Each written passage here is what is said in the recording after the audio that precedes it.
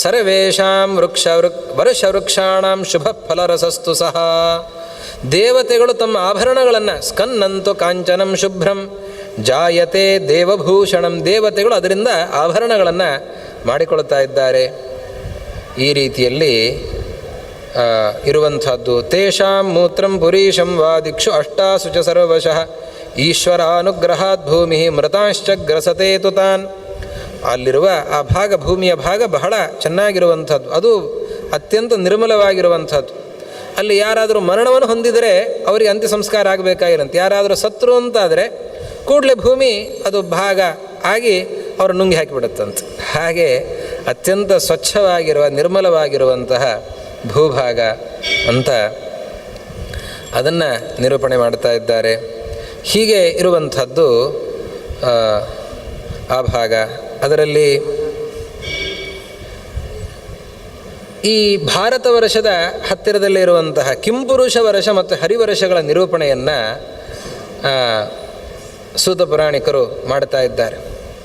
ವರ್ಷೆ ಕಿಂಪುರುಷೇ ಪುಣ್ಯೇ ಪ್ಲಕ್ಷೋ ಮಧುವಃ ಸ್ಮೃತಃ ತಸ್ಯ ಕಿಂಪುರುಷ ಸರ್ವೇ ಪಿಬಂತಿ ರಸಮುತ್ತಮಂ. ಕಿಂಪುರುಷ ಅಂತನೋ ಒಂದು ವರ್ಷ ಇದೆ. ಆ ವರ್ಷ ಹೇಗಿದೆ ಅಂತಂದರೆ ನಂದನೋಪಮಃ, ದೇವಲೋಕದ ನಂದನವನದಂತೆ ಇದೆ ಅಂತ. ಅಲ್ಲಿಯೇ ಜನ ದಶವರ್ಷ ಸಹಸ್ರಾಣಿ, 10,000 ವರ್ಷ ಕನಿಷ್ಠ ಪಕ್ಷ ಬದುಕಿರುತ್ತಾರೆ. ಎಲ್ಲ ತರುಣರೇ ಆಗಿರುತ್ತಾರೆ. ಹನುಮಂತ ದೇವರು ಅಲ್ಲಿದ್ದಾರೆ. ಹನುಮಂತ ದೇವರ ಚರಿತ್ರೆಯನ್ನು ಕೇಳುವಾಗ ರಾಮಚಂದ್ರ ವೈಕುಂಠಕ್ಕೆ ಅಂತ ಎಲ್ಲ ಭಕ್ತರನ್ನು ಕರೆದುಕೊಂಡು ಹೋಗುವಾಗ ಹನುಮಂತ ದೇವರು ಬರ್ತಾರಂತೆ, ನಾನೇನು ಮಾಡಲಿ ಅಂತ. ಅದಕ್ಕೆ ಕಿಂಪುರುಷ ಖಂಡದಲ್ಲಿ ಇರಬೇಕು ಅಂತ ರಾಮದೇವರ ಆದೇಶ ಇದೆ. ರಾಮನೂ ಕೂಡ ಒಂದು ರೂಪದಿಂದ ಕಿಂಪುರುಷ ಖಂಡದಲ್ಲಿ ಇದ್ದಾನೆ. ಅಲ್ಲಿ ಹನುಮಂತ ದೇವರು ಶತಕೋಟಿ ವಿಸ್ತೃತವಾಗಿರುವ ರಾಮಾಯಣದ ಗಾನವನ್ನು ನಿರಂತರವಾಗಿ ಮಾಡ್ತಾ ಇದ್ದಾರೆ. ಈಗಲೂ ಕೂಡ ಮಧುರವಾಗಿ ಆ ರಾಮಾಯಣದ ಗಾನವನ್ನು ಮಾಡ್ತಾ ಇದ್ದಾರೆ. ಅದು ಕಿಂಪುರುಷ ಖಂಡ, ಬಹಳ ರಮಣೀಯವಾಗಿರುವಂತಹ ಭೂಭಾಗ. ಅಲ್ಲಿ ಕಿಂಪುರುಷರು ಅಂತ ದೇವತೆಗಳಲ್ಲಿ ಒಂದು ಗಣ, ಸಿದ್ಧರು ಚಾರಣರು ಇದ್ದ ಹಾಗೆ ಕಿಂಪುರುಷರು ಅಂತ, ಕಿಂಪುರುಷರು ಇರುವ ಭಾಗ ಆದ್ದರಿಂದ ಕಿಂಪುರುಷ ಖಂಡ ಅಂತ ಅದನ್ನು ಕರೀತಾ ಇದ್ದಾರೆ. ಆ ಕಿಂಪುರುಷ ಖಂಡದಲ್ಲಿ ಪ್ಲಕ್ಷ ಅಂತನ್ನುವ ಮರ, ಅದರಿಂದ ಜೇನು ಸುರಿತಾ ಇದೆ. ಅದರ ರಸವನ್ನು ಅಲ್ಲಿಯ ಜನರು ಪಾನ ಮಾಡ್ತಾ ಇದ್ದಾರೆ. ಅನಾಮಯಾ ಹ್ಯಶೋಕಾಶ್ಚ ನಿತ್ಯಂ ಮುದಿತ ಮಾನಸಾಹ ಸುವರ್ಣವರ್ಣಶ್ಚ ನರಾಹ ಸ್ತ್ರೀಯಶ್ಚ ಅಪ್ಸರಸ ಸ್ಮೃತಾಹ. ಅಲ್ಲಿಯ ಜನರು ಅನಾಮಯ, ನೀರೋಗಿಗಳಾಗಿರುತ್ತಾರೆ. ರೋಗಗಳೇ ಇರೋದಿಲ್ಲ ಅಂತ, ಅವ್ರಿಗೆ ಯಾರಿಗೂ ಕೂಡ ರೋಗವೇ ಇರೋದಿಲ್ಲ. ಆ ರಸವನ್ನು ಪಾನ ಮಾಡ್ತಾ ಇರ್ತಾರೆ. ದುಃಖವೇ ಇರೋದಿಲ್ಲ, ಯಾವಾಗಲೂ ಆನಂದದಿಂದ ಇರ್ತಾರೆ. ಬಂಗಾರದ ಮೈಬಣ್ಣ ಎಲ್ಲ ಹಾಗೆ ಹೊಳಿತಾ ಇರ್ತಾರಂತೆ. ಸ್ತ್ರೀಯರು ಕೂಡ ಅಪ್ಸರಾ ಸ್ತ್ರೀಯರಂತೆ ಇದ್ದಾರೆ.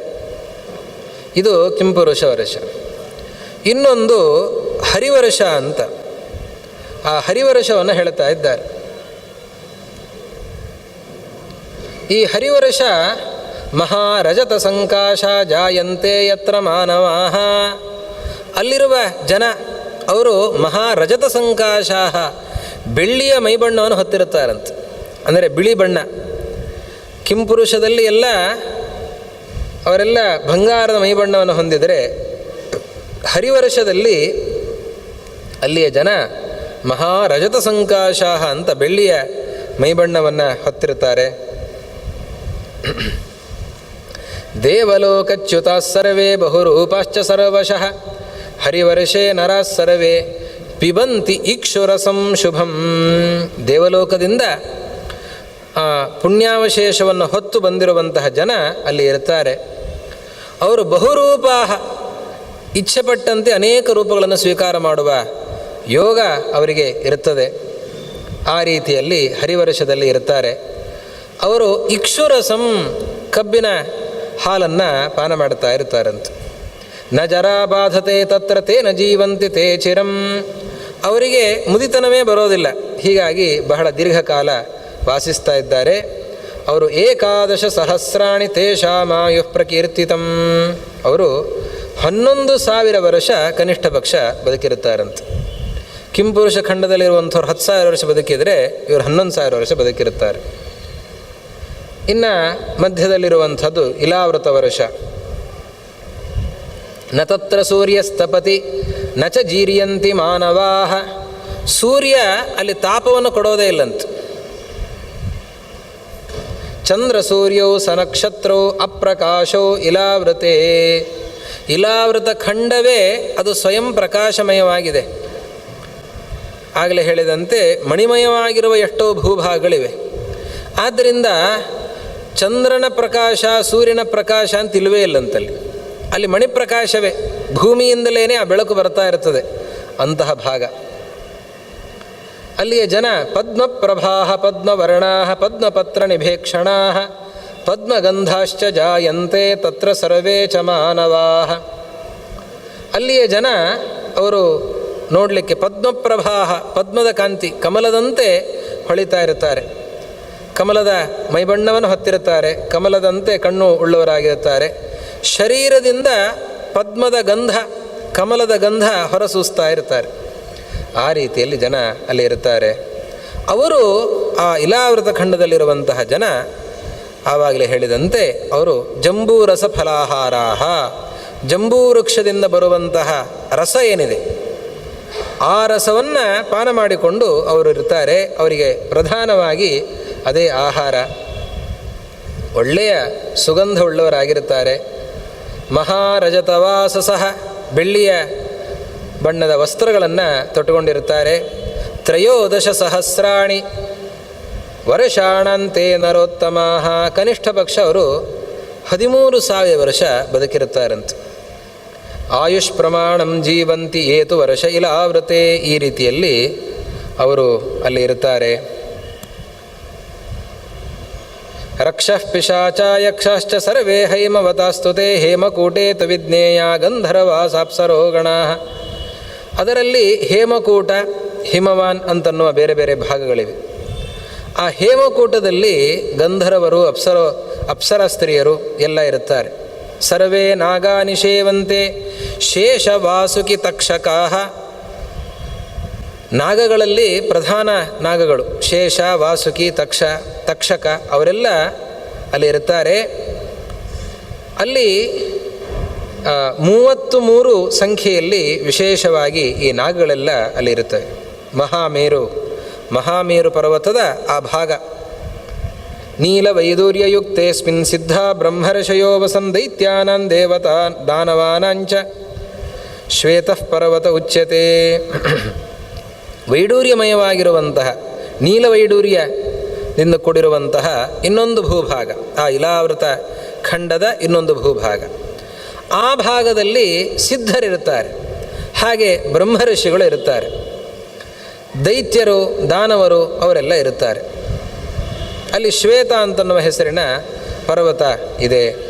ಹೀಗೆ ತೇಷಾಂ ವೃದ್ಧಿರ್ಬಹುವಿಧ ದೃಶ್ಯತೆ ದೇವಮಾನುಷೈಃ ಅಶಕ್ಯ ಪರಿಸಂಖ್ಯಾತುಂ ಶ್ರದ್ಧೇಯ ಚ ಬುಭೂಷತ. ಬಹಳಷ್ಟು ಬೆಳೆದಿರುವಂತಹ, ಬಹಳಷ್ಟು ವಿಸ್ತೃತವಾಗಿರುವಂತಹ ಭಾಗ.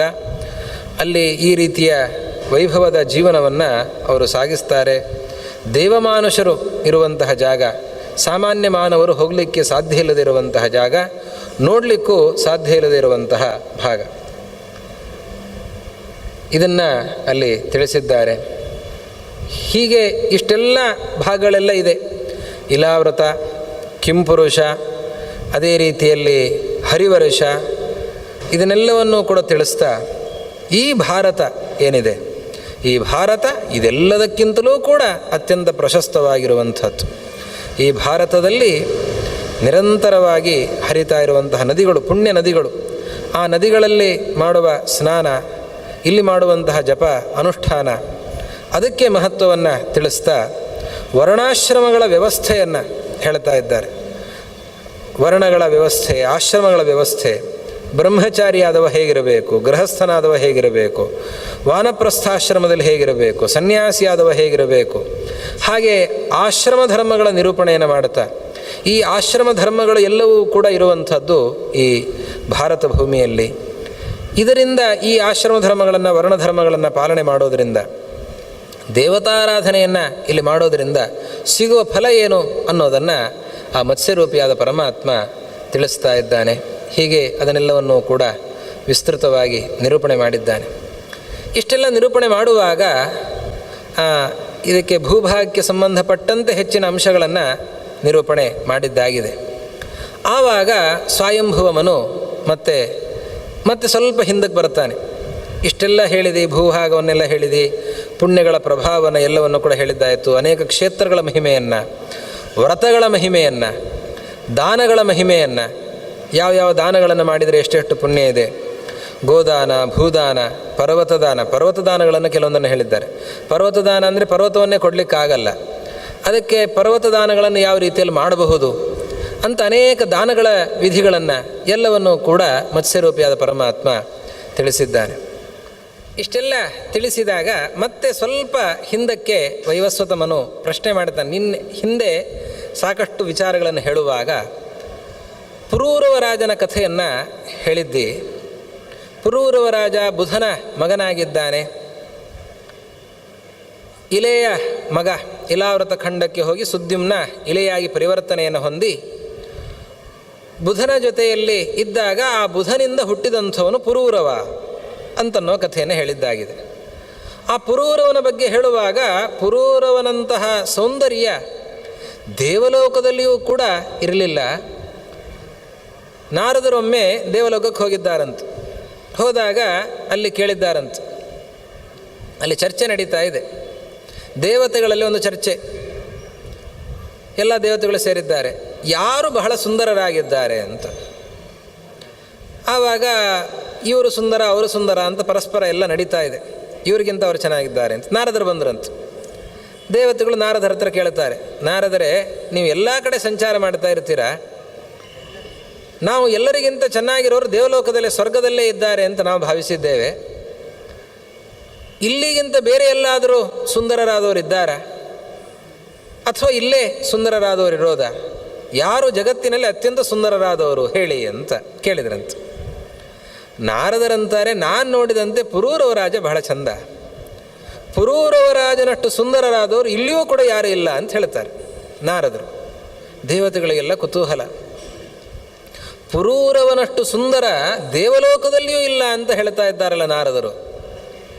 ಹೀಗೆ ಅಷ್ಟು ಸೌಂದರ್ಯ, ಅಂತಹ ಅಷ್ಟು ಮನಮೋಹಕನಾದಂಥವನು ಪುರೂರವ ಅಂತನ್ನುವ. ಇಷ್ಟು ಸುಂದರನಾಗಿದ್ದಾನೆ ಪುರೂರವ ಅಂತಂದರೆ ಯಾಕೆ ಇಷ್ಟು ಸುಂದರನಾದ? ಇದು ಆ ಮನುವಿನ ಪ್ರಶ್ನೆ. ವೈವಸ್ವತ ಮನು ಕೇಳ್ತಾ ಇದ್ದಾನೆ ಮತ್ಸ್ಯನ ಹತ್ತಿರ, ಯಾಕೆ ಇಷ್ಟು ಸುಂದರನಾದ, ಏನು ಅನುಷ್ಠಾನ ಮಾಡಿ ಎಷ್ಟು ಸುಂದರನಾದ ಅಂತ ಎಲ್ಲರಿಗೂ ಜಿಜ್ಞಾಸೆ. ಇದು ಯಾವ ತಪಸ್ಸಿನ ಪ್ರಭಾವ? ನಾವು ಏನು ಮಾಡಿದರೂ ಬರಲಿಕ್ಕೆ ಸಾಧ್ಯ ಇಲ್ಲ ನಮಗೆ. ಅದು ಏನು ತಪಸ್ಸಿನ ಪ್ರಭಾವ? ಪುರೂರವ ರಾಜನ ಬಗ್ಗೆ ಆ ಕುತೂಹಲ. ಇಷ್ಟು ಸುಂದರ ಪುರೂರವಾಗಲಿಕ್ಕೆ ಏನು ಕಾರಣ? ಅವನು ಏನು ಅನುಷ್ಠಾನಗಳನ್ನು ಮಾಡಿದ್ದಾನೆ, ಯಾವುದರಿಂದ ಇಂತಹ ಒಂದು ರೂಪ ಅವನಲ್ಲಿ ಬಂದಿದೆ ಅಂತ ಮನು ಪ್ರಶ್ನೆಯನ್ನು ಕೇಳ್ತಾ ಇದ್ದಾನೆ. ಅದಕ್ಕೆ ಉತ್ತರವನ್ನು ಮತ್ಸ್ಯ ಏನು ಕೊಡ್ತಾನೆ ಅನ್ನೋದನ್ನು ನಾಳೆ ನೋಡೋಣ. 2 ಮಾತನ್ನು ಮುಗಿಸ್ತಾ ಇದ್ದೇನೆ. ಶ್ರೀ ಗುರು ಮಧ್ವೇಶ ಅರ್ಪಣಮಸ್ತು.